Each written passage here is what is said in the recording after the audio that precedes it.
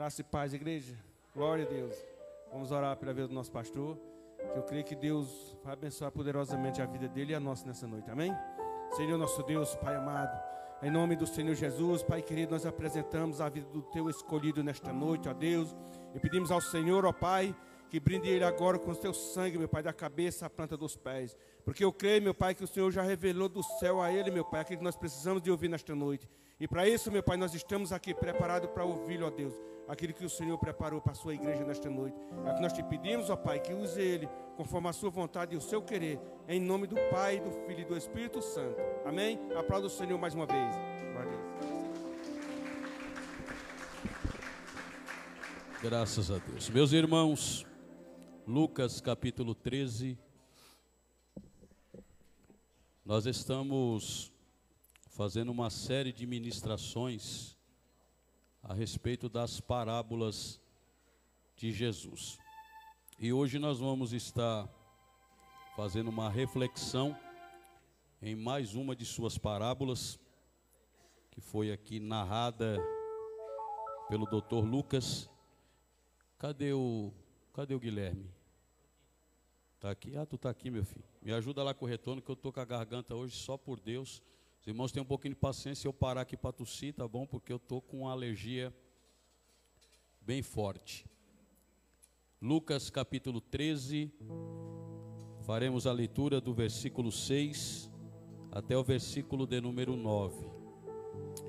Hoje a minha ministração, eu não vou me prender a conceitos teológicos, agora tá bom, a teorias.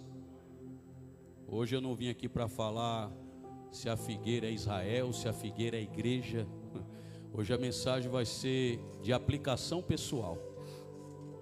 Prepare o seu coração, porque Deus vai falar conosco nessa noite. Lucas capítulo 13, do versículo 6 até o versículo de número 9. Quem encontrou, diga amém. Quem não achou, diga escola bíblica dominical. Diz assim: então Jesus proferiu a seguinte parábola. Certo homem tinha uma figueira plantada na sua vinha, e vindo procurar fruto nela, não achou. Pelo que disse ao viticultor: há 3 anos venho procurar fruto nesta figueira e não acho. Podes cortá-la, para que está ela ainda ocupando inutilmente a terra? Ele, porém, respondeu: Senhor, deixa ainda este ano, até que eu escave ao redor dela e lhe ponha estrume, ou esterco, ou adubo. Se vier a dar fruto, bem está, senão mandarás cortá-la. E você se assente dizendo amém. Pode se assentar.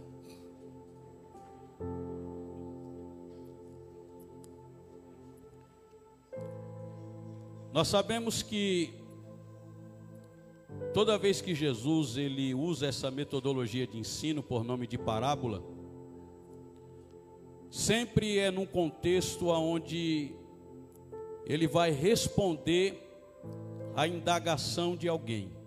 Pode perceber, todas as parábolas que Jesus conta,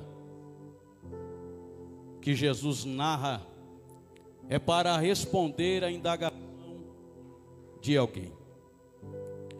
E para entendermos esta parábola, precisamos analisar o seu contexto imediato, porque é o contexto da parábola que vai nos revelar o porquê Jesus está narrando essa história. E no contexto imediato, a gente observa que alguns judeus, eles vêm até Cristo com segundas intenções. Segundas intenções estas, que eles procuram através de uma dúvida, entre aspas, pegar Jesus em alguma falha, pegar Jesus em algum erro, tentar apontar a Cristo mediante a atitude que ele vai demonstrar ou a resposta que ele dará mediante a indagação feita a ele. E no contexto imediato, havia acontecido um fato. E que fato é este? Pilatos havia dado ordem para matar alguns galileus que estavam no templo oferecendo sacrifício. E além de mandar matá-los, ele envolve o sangue desses galileus junto com o sangue dos sacrifícios que estava sendo oferecido. Eu acho engraçado a atitude de algumas pessoas, que elas vêm para contar o fato não porque estão preocupadas, mas porque elas querem denegrir a imagem de alguém. Só que Deus, ele conhece a intenção do coração de quem vai trazer a notícia. Eles não vieram porque estava com dó dos galileus. Eles não vieram porque sentiram compaixão da situação dos galileus. Mas a intenção de trazer a história, o fato ocorrido com os galileus, era simplesmente declarar que eles eram mais pecadores do que qualquer outra pessoa na terra. Infelizmente, esta teologia desconstruída tem sido propagada nos dias atuais. Se você está passando prova é porque está em pecado. Se você está sofrendo alguma situação é porque você está em pecado. O que me chama a atenção é que Jesus não vai responder à indagação deles. Pergunta para mim por quê? Pergunta para mim por quê? Porque Jesus não responde pergunta de quem vem com segundas intenções para receber a resposta. Ele não vai responder. Ele fica quieto, porque no mundo espiritual tem processo que nós procuramos, mas tem processo que é o próprio Deus quem nos coloca para nos ensinar algumas coisas. Oh meu Deus, pega na mão dessa pessoa que está do seu lado e diga para ela, diga assim: se você está num processo, não leve em consideração o que os outros estão falando deles. Descansa o teu coração, porque talvez o teu processo é uma ação de Deus de fazer você crescer, de fazer você ser reconstruído novamente diante da presença dEle. Imagine, irmãos, essa teologia de que você está nessa situação porque cometeu pecado, isso aí é antigo. Os amigos de Jó tentaram fazer isso com ele. Falou: sabe que você está nessa situação? Porque tu pecou, porque tu falhou, porque você errou, Jó. Você é digno de passar o que você está passando. Só que quem é carnal não sabe quando é Deus que está tratando com alguém. Para quê? Para humilhar? Não. Para proporcionar coisas mais extraordinárias sobre a vida desta pessoa. Você não entendeu? Eu vou repetir. Talvez o processo que você está passando, para quem está de fora não entende. Porque o carnal, ele nunca vem para estender a mão quando você precisa. O carnal surge para te apontar. O carnal surge para te humilhar. Mas Deus é diferente. Ele vai usar o processo para fazer você viver novas experiências, para fazer você viver novas experiências. Quem está entendendo essa palavra aqui? Ele vai fazer. Oh meu Deus, você vai me ajudar a pregar hoje. Olha para esse irmão e diga para ele: este processo vai lhe gerar coisas novas. Oh meu Deus, eu estou sentindo a presença de Deus aqui dentro da casa. Este processo vai lhe gerar coisas novas. Este processo vai lhe gerar coisas extraordinárias. Porque os amigos de Jó, Gabriel, estavam acusando, mas de repente Eu imagino Jó até sendo influenciado pela fala dos amigos, porque ele começou a questionar a Deus, perguntando: Senhor, me responda, porque eu estou passando por isso, porque eu estou passando por essa situação. Do capítulo 2 até o capítulo de número 38, Deus fica em silêncio. Pergunta por quê? Porque quando é Deus quem te coloca no processo, Ele não precisa te dar explicação. Vou repetir: quando Ele te coloca no processo, Ele não precisa te dar explicação. Então somente espere. Como eu vou esperar? Como eu vou aguardar uma situação?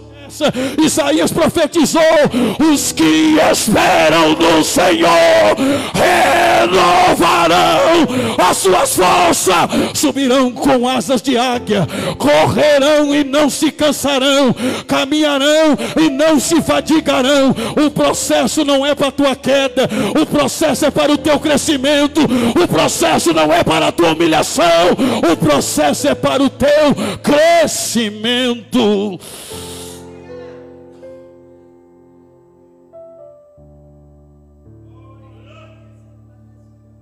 Mas tem alguém chegando com segundas intenções. Chegaram em Jesus e disseram: Senhor, você viu o que aconteceu? Sempre assim, o fofoqueiro é assim. O fofoqueiro é assim, irmão. Ele sabe de tudo, só não consegue saber da vida dele. Ele sabe da miséria da vida de todo mundo, só não sabe da miséria da vida dele. Você ficou sabendo, Jesus, o que aconteceu? Jesus, o que aconteceu? Pilatos mandou matar alguns galileus lá no templo, envolveu o sangue deles com o sangue do sacrifício. E Jesus entendeu a intenção da pergunta. Então vocês estão querendo dizer que isso aconteceu com eles porque eles são mais pecadores do que vocês? Não. Eu, porém, vos digo que não. Porque se vocês também não se arrependerem, vocês irão arcar com as consequências dos atos. O que é que Jesus estava dizendo? Ao invés de se preocupar com quem está passando pelo problema, se preocupa em como você está se comportando diante da presença de Deus. Porque o tempo que você perde para falar de alguém é o tempo que você perde de produzir no reino de Deus também. É por isso que tem gente que não está produzindo nada, porque ele está tendo mais tempo de falar da vida alheia do que olhar para si e dizer: eu preciso melhorar, eu preciso produzir, eu preciso frutificar, eu preciso crescer. Está diminuindo os glória por quê? Domingo é mensagem pastoral. Aperta o cinto, que daqui a pouco a gente vai subir. Glória a Deus. Aí Jesus olhou para eles e disse assim: então, deixa eu fazer uma pergunta para vocês. Então o fato que aconteceu lá na torre de Siloé, que caiu e matou 18 judeus, então você quer dizer que aconteceu isso com eles porque eles são pecadores, eles são merecedores do que eles estão passando? Aí Jesus novamente diz: eu porém vos digo que não. Palavra-chave do texto: arrependimento. Se não houver arrependimento, eu não consigo produzir nada no reino de Deus. A morte só pode ser anulada se houver arrependimento. E quando eu falo de morte, eu não estou falando de algo físico, eu estou falando de desligamento de Deus. Se não houver arrependimento, eu não produzo no reino.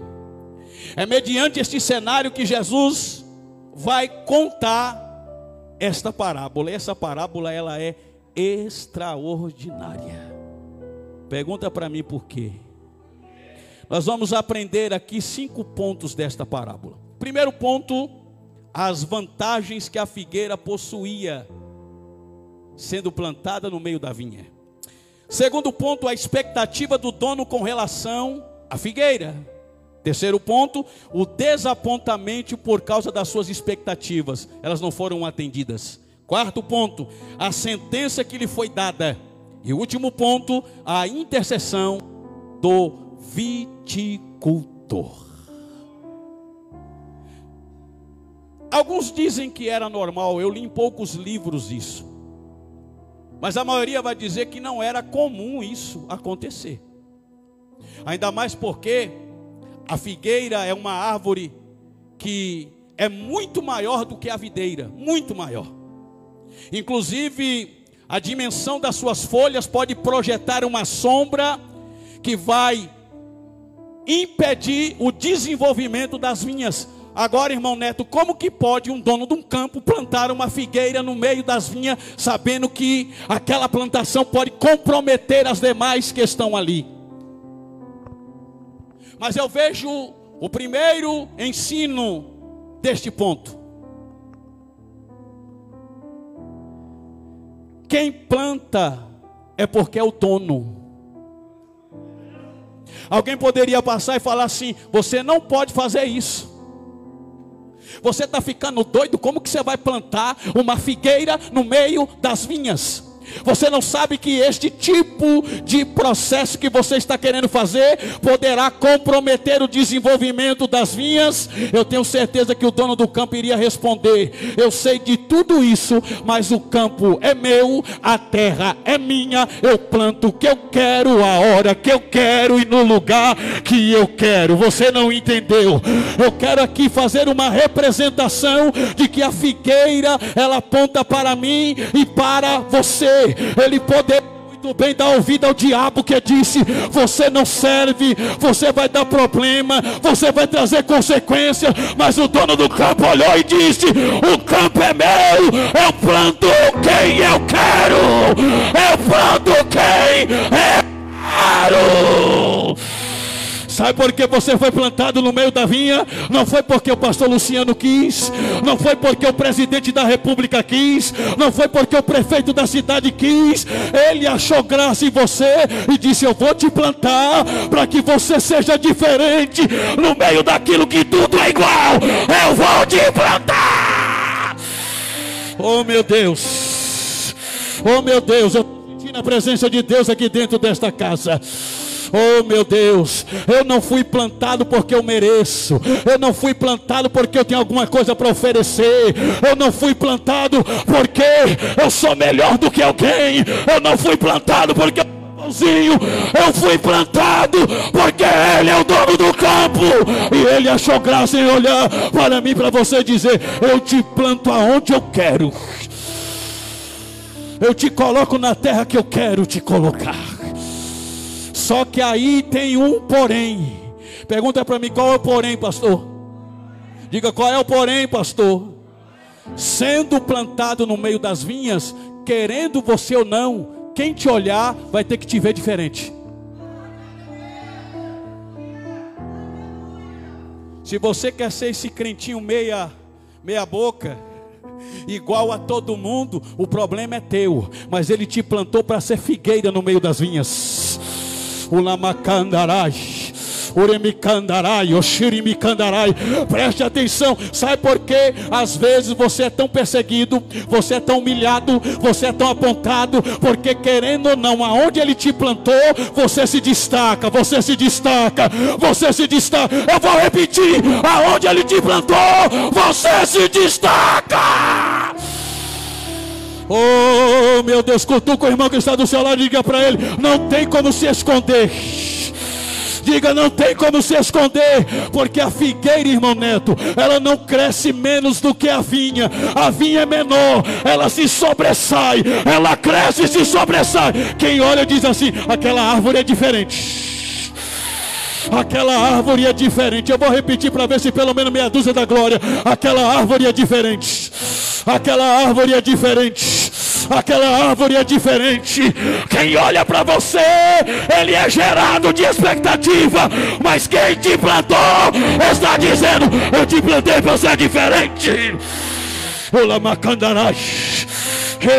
Profetiza para duas pessoas e diga assim: Ele te plantou para você ser diferente. Diga aí: Ele te plantou para você ser diferente. Você tem que ser além da média. Ele te plantou para ser diferente. Oh, meu Deus. Deixa eu ver se tem, aleluia, figueira diferente aqui dentro da casa nesta noite. Mas você vai dizer assim: pastor, mas eu não estou produzindo. Mesmo sem ela produzir, quem passava sabia qual era a sua identidade. É figueira. Quem passava dizia: eu conheço aquela árvore, eu conheço a identidade dela. Eu vou repetir, mesmo sem produzir, ela está dizendo: eu não produzo, mas na minha identidade ninguém mexe. Eu não estou produzindo no momento, mas na minha identidade ninguém mexe. Tinha como alguém passar lá, irmão Neto, e falar assim: ali uma vinha? Olhava e dizia: rapaz, não tem nenhum fruto, mas é diferente.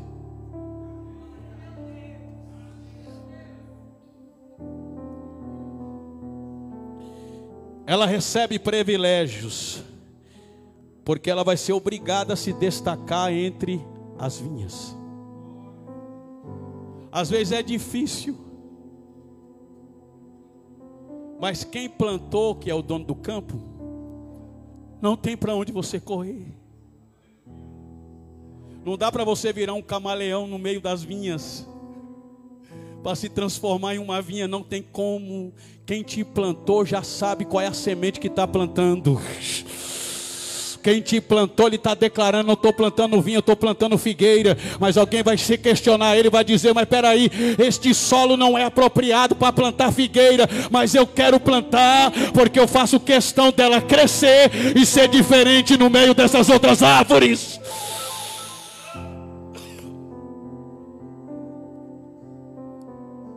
Vantagens, privilégios que a figueira tem no meio da vinha. Você já imaginou o processo de cuidado com aquela árvore? Primeiro, que o solo não era apropriado para ela se desenvolver. A maneira de tratar o solo era diferente, porque aquela geografia foi preparada para receber videiras e não figueira. Sabendo disso, o cuidado do dono do campo é muito maior com a figueira do que com a videira. O dono do campo só tem cuidado maior com quem é diferente. Ai, meu Deus. O dono do campo só tem um cuidado maior com quem é diferente no meio da sua plantação. Eu imagino o cuidado do dono do campo, irmão. O processo, o zelo, o cuidado com aquela figueira. Porque o solo não era apropriado para ela se desenvolver, mas ele estava ali, fazendo investimento naquela figueira. Alguém dizia: mas por que você está cuidando tão bem dela? Eu estou cuidando porque ela é diferente das demais. Eu preciso zelar para ela não morrer. Eu preciso cuidar para ela continuar crescendo.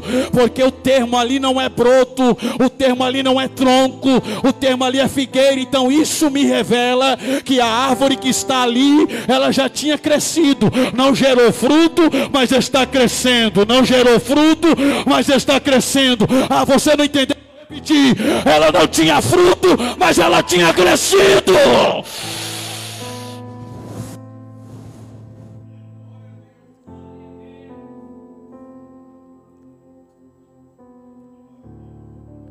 Segundo o livro de Levítico, Deus deu uma ordem através de Moisés dizendo assim: Moisés, as árvores que forem plantadas, em especial a figueira, os 3 primeiros anos, o fruto não será comido.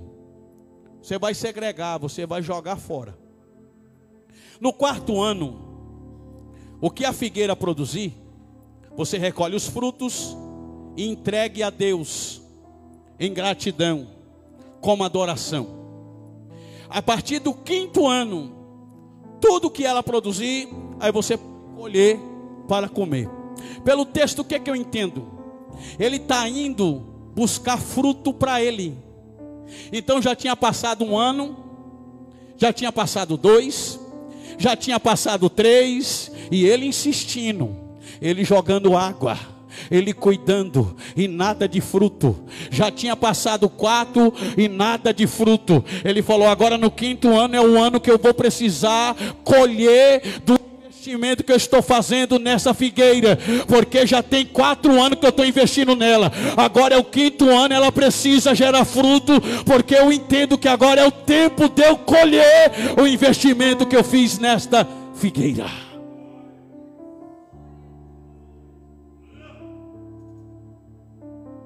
Quinto ano não tem fruto.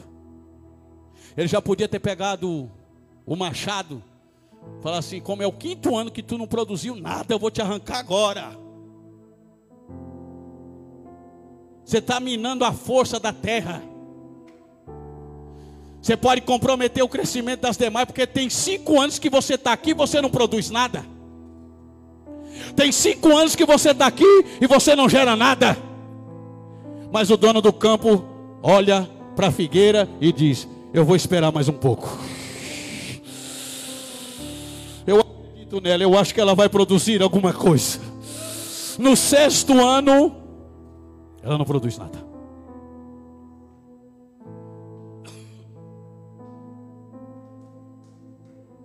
Irmãos, o que tem de figueira dentro da videira, que o dono do campo está investindo na vida dele. Fez o primeiro investimento, lavou ele do pecado. Segundo investimento, perdoou os pecados. Terceiro investimento, justificou essa pessoa.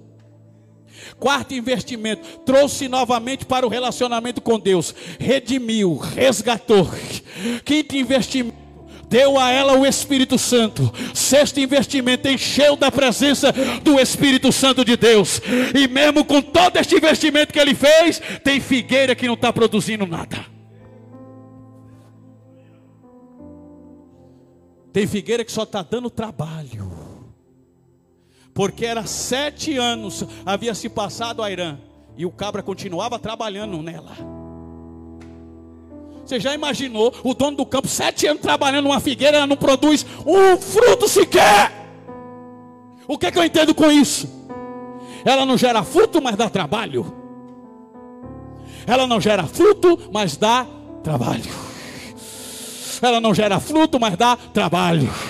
No 3º ano, o dono do campo chegou e falou assim para mim: chega! Viticultor, faz favor, arranca essa figueira daqui.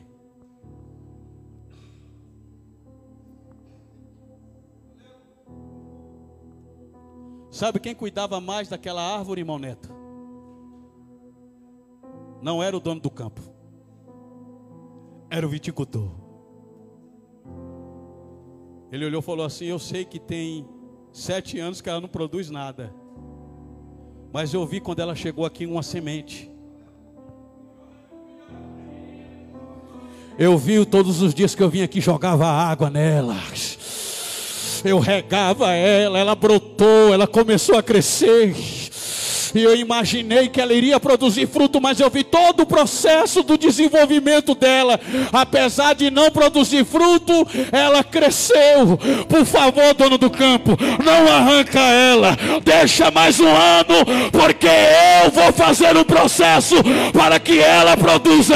E se ela não produzir, aí sim, depois de 1 ano, você arranca e joga fora. Oh meu Deus, eu enxergo a graça de Deus aqui. Olha para o irmão que está assim, olha para ele assim: eu e você éramos merecedores de ser cortados.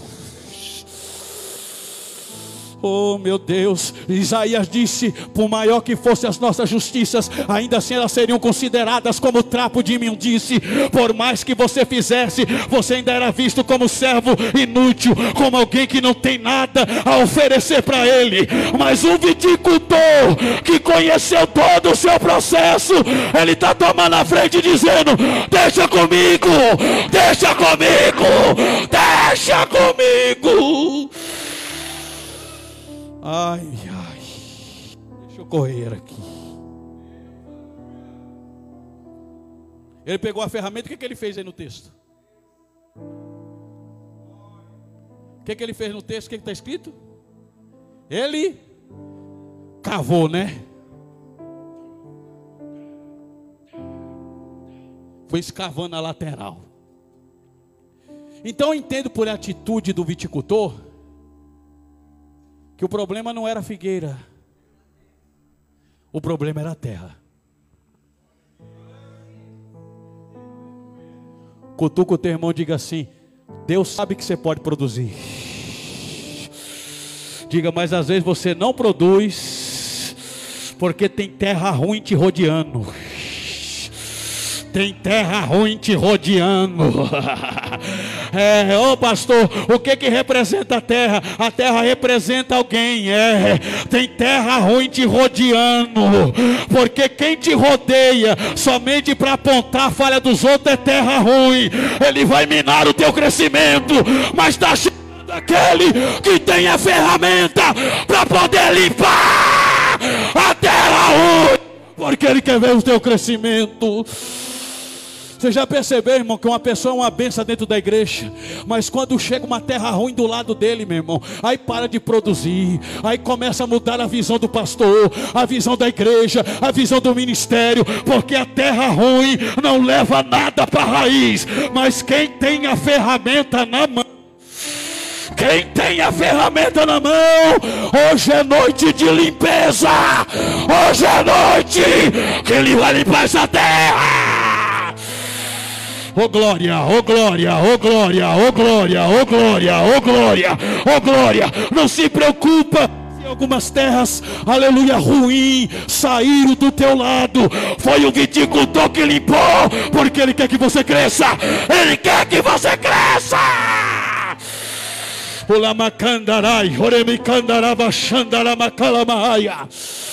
Ele arrancou a terra. Só que ele percebeu que as raízes estavam doentes. Diga para o teu, não tem como produzir com a raiz doente. Porque é normal, meu irmão, você ficar plantado aonde tem uma terra do lado que não presta. Vai ser normal as tuas raízes ficarem doentes. Só que o viticultor vai fazer a obra por completo. Eu tiro a terra, eu limpo a terra e agora eu cuido das tuas raízes. Eu vou cuidar do lugar da tua dor. Eu vou cuidar do lugar da tua ferida. Eu vou cuidar no lugar do teu sofrimento. E ele está dizendo: eu não vou te arrancar para te plantar no outro lugar. Vai ser no mesmo lugar da tua dor que eu vou te tratar. Ele vai te tratar no lugar da dor, ele vai te tratar no lugar do sofrimento, ele vai te tratar no lugar da tua angústia, porque ele vai fazer o processo por completo. Eu limpo e depois eu trato. Bate na mão do irmão que está do seu lado e diga para ele assim: está preparado para ser tratado por ele? Diga: está preparado para ser tratado por eles? Diga: ele sabe que você tem condições de produzir. Diga: ele sabe que você tem condições de produzir. Diga: estão querendo te arrancar, mas ele não vai permitir, porque ele sabe que você tem condições de produzir. Você sabia que todo dia o diabo vai diante de Deus para nos acusar? E ele usa a palavra, ele diz assim: a tua palavra diz que quem estiver na videira e não produzir fruto é para arrancar, é para cortar, é para jogar fora. O diabo todo dia chega diante de Deus e diz assim: ó, corta ele, arranca ele. Você não está vendo que ele não é mais o mesmo, que ele não faz, ele não obedece? Corta ele. Olha para o irmão que está do seu lado e diga para ele: o teu nome já estava na lista de corte. Já estava na lista de corte. Mas antes do machado descer a raiz, o jardineiro apareceu. o jardineiro apareceu e ele disse: deixa comigo que eu vou cuidar. Oh meu Deus, você quer que eu te revele quem é esse jardineiro? Ele está aqui presente nessa noite. O nome dele é Jesus Cristo de Nazaré. O viticultor perfeito, Caio, que não nos mede por aquilo que nós estamos produzindo, mas ele nos mede por aquilo que nós somos. Ele não tinha fruto, mas ele disse: eu vou cuidar porque é figueira, eu vou cuidar porque é figueira. A mão de Deus está aqui nesta noite dentro desta casa. Em muitas pessoas feridas aqui, pessoas que foram feridas porque a terra onde você estava plantado lhe trouxe amargura para as tuas raízes, mas aquele que te plantou, ele conhece o processo. Aquele que te plantou, ele conhece o processo, e ele está dizendo: eu vou limpar e eu vou tratar de dentro para fora, vou tratar pelas raízes. Se o diabo estava achando que alguém ia descer o machado para te cortar, nesta noite eu tenho uma notícia para vocês. E a notícia é esta: a graça está presente nesta noite dentro desta igreja. A graça vai te restaurar, a graça vai te curar, a graça vai te levantar novamente. Estão querendo te cortar, mas o jardineiro vai chegar e vai declarar: na vida dele ninguém pode tocar, porque ele vai cuidar. Quem está sentindo o toque da presença dele aqui nesta noite, eu vou deixar você adorar por 30 segundos.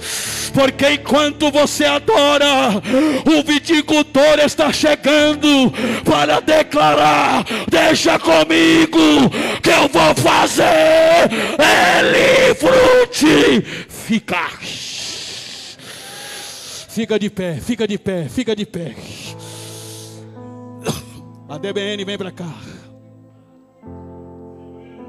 Diga para o seu irmão: se você ainda não produziu, diga: não se preocupe. Diga: hoje é a noite da segunda chance. Eu vou repetir: hoje é a noite da segunda chance. Hoje é a noite da segunda chance. Para algumas pessoas você ia ser jogado no lixo, para algumas pessoas você já estaria sendo cortado, mas quem te tratou desde o começo está dizendo: é a noite da segunda chance, é a noite da segunda oportunidade. Imagine, irmão Neto, se Pedro não tivesse a segunda chance.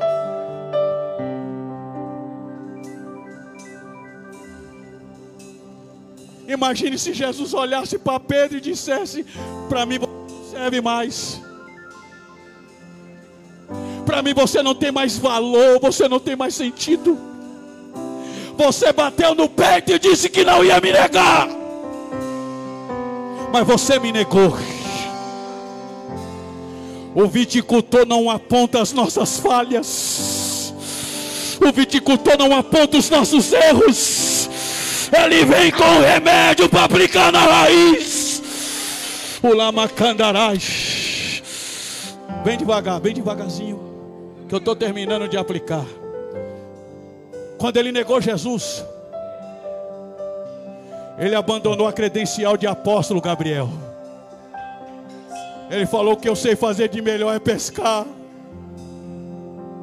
Eu vou voltar a pescar.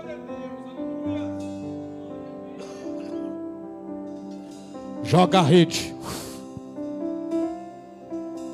E nem no ofício que ele era profissional, irmã Vilma, ele conseguiu ter êxito depois da frustração. Diga para o seu irmão: porque depois que você conheceu Jesus, diga, não tem mais como mudar de profissão. Oh glória. Não adianta querer voltar para a Mas porque não vai ter sucesso também. Pedro joga a rede e nada. De repente alguém grita e diz: ei, galileus, vocês não pescaram nada? E eles gritaram: não. Então joga a rede para o lado direito. Oh glória. Tem alguém que está entendendo. Está frustrado, mas eu vou restaurar. Está caído, mas eu vou colocar de pé. Está ferido, mas eu vou curar. Quando eles viram o sinal dos peixes, olha aqui para mim. O líder do colégio apostólico, o líder do colégio apostólico falou: quem é que está aí à margem da praia?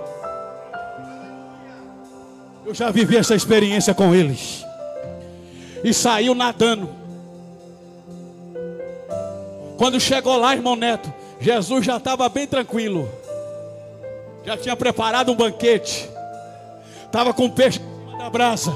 Quando Pedro olha o peixe em cima da brasa, as lágrimas começam a rolar no seu rosto.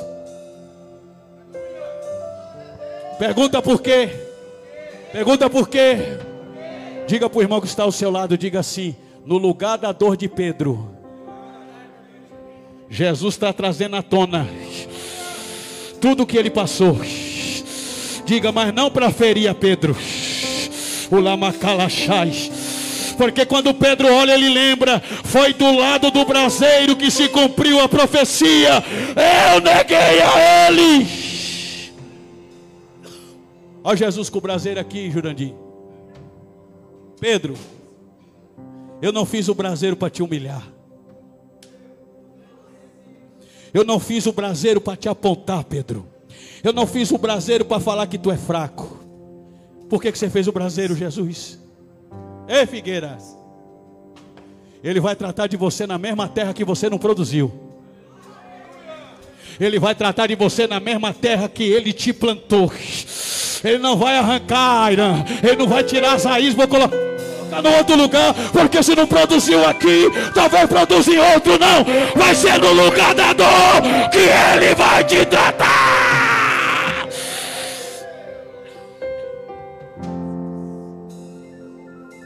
Pedrão, é no mesmo lugar da tua dor que eu vou te tratar. Aí Jesus faz a pergunta: imagine se Jesus desiste dele, Neto. Aí Jesus olha e diz assim: Thaís, tu me amas? Aí Pedro,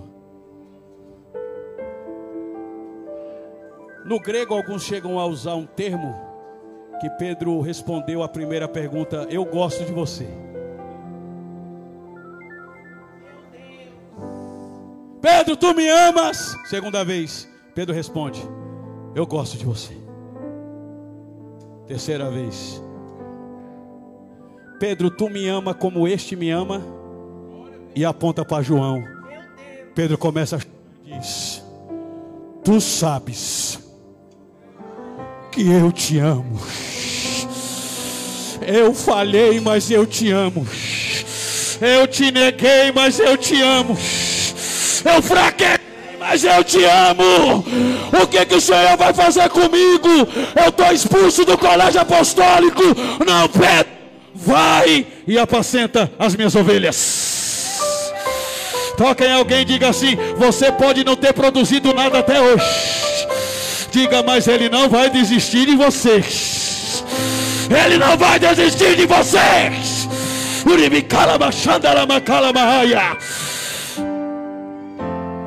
Não entendo o meu próprio agir. Vai te tratar no lugar da tua dor. Sem tua graça, o que seria de mim? Feche os seus olhos e adore a Ele. É noite de segundas oportunidades. Não entendo o teu próprio agir. fugir. Adore a Ele, adore a Ele. Sem tua graça, o que seria de mim? Alguém vem com o decreto para cortar, mas o decreto maior é do viticultor. Ele está dizendo: deixa que eu vou tratar. Que eu quero, deixa que eu vou tratar. Ele vai produzir fruto. Eu não quero esse sim. Acabo cometendo. E em meu ser me lidam carne e espírito em uma guerra infindável, a qual eu não me rendo. Pois meu corpo já foi vendido como escravo, e não existe bem nenhum em mim, apenas o pecado. Mas Ele achou graça em você. Mas eu sei que no tocante ao meu interior tenho prazer na sua lei. Adore a Ele, adore a Ele. Então liberta-me de mim. Eu quero ser a tua casa. Se você estiver aqui, eu sei, eu venço o pecado. Então enche-me de mim, até que não haja mais espaço. Em tua presença o meu viver é transformado. Sinta a presença do viticultor, sinta a presença do jardineiro que não desistiu de continuar investindo em vocês.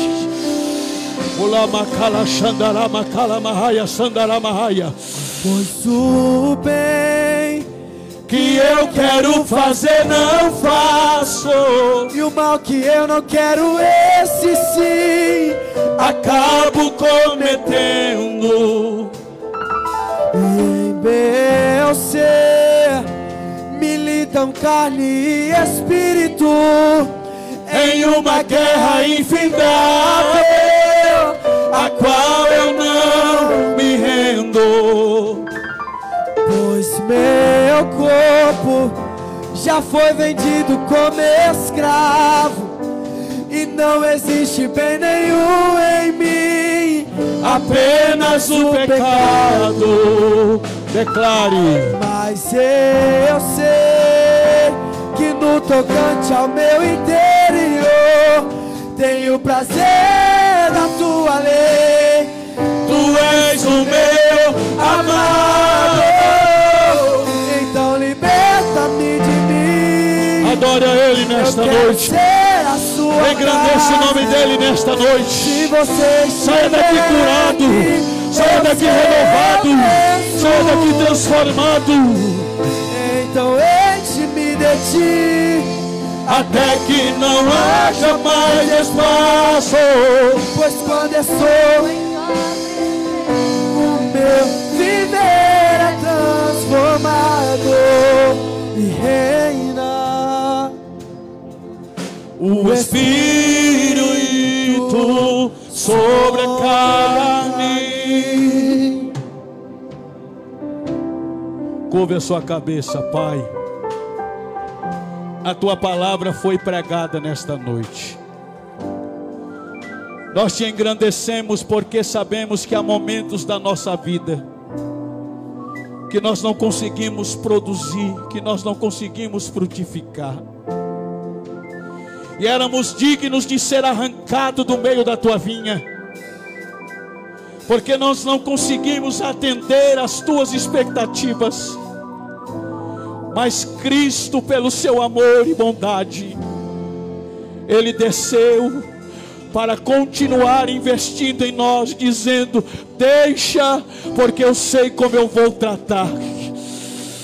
Nos trate pela raiz, nos curando de dentro para fora, porque sabemos que pelo teu cuidado nós teremos condições de gerar e produzir muitos frutos para o teu reino. É no nome de Jesus, ó Pai, que eu oro, e é no nome de Jesus que eu te agradeço para todos sempre. Dê uma salva de palmas para Jesus.